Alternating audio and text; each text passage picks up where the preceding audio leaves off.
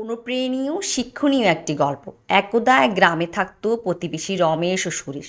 সুরেশ ছিল একজন জমিদার, অন্যদিকে রমেশ ছিল একজন দরিদ্র কৃষক। রমেশ সারাদিন ক্ষেত খামারে কাজ করত এবং সবসময় স্বস্তিতে ও সুখী মনে থাকত। রাতে এসে কখনোই তার বাড়ির দরজা বা জানালা বন্ধ করতো না এবং নিশ্চিন্তে ঘুমাতো।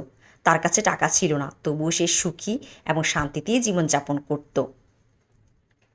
অন্যদিকে সুরেশ, যে জমিদার ছিল, সে সর্বদা টেনশনে থাকত। রাতে সে সবসময় তার ঘরের দরজা জানালা বন্ধ করে রাখত, তারপরও সে ভালো ঘুমাতে পারত না, কারণ সে রাতে ডাকাতির কথা ভাবত।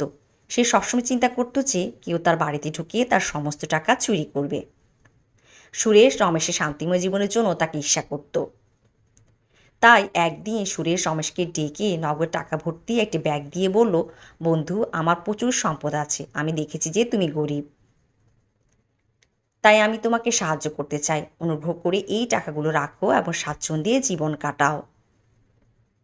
ব্যাগটা পেয়ে রমেশ খুব খুশি হলো। সারাদিন তার আনন্দে কাটে। রমেশ টাকা ভর্তি ব্যাগটি তার সাথে বাড়িতে নিয়ে যায়।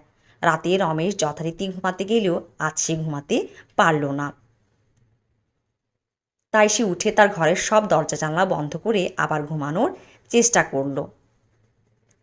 কিন্তু বন্ধ করার পরেও সে ঘুমাতে পারল না। সে টাকার ব্যাগটি নিয়ে চিন্তিত ছিল এবং সারা রাত টাকা ভর্তি ব্যাগের দিকে তাকিয়ে থাকে এবং দুশ্চিন্তায় কাটায়। পরের দিন সকাল হতে না হতেই রমেশ টাকা ভর্তি ব্যাগটি সুরেশের কাছে নিয়ে যায় এবং তাকে ফিরিয়ে দিয়ে বলল, প্রিয় বন্ধু, আমি গরিব কিন্তু আমি খুশি। তোমার দেওয়া টাকা আমার থেকে শান্তি কেড়ে নিয়েছে।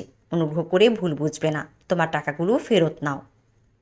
গল্পের নৈতিক: আমরা যদি আমাদের যা আছে তা নিয়ে সন্তুষ্ট হতে শিখি, তবে আমরা সর্বদা সুখী এবং সন্তুষ্ট থাকতে পারবো।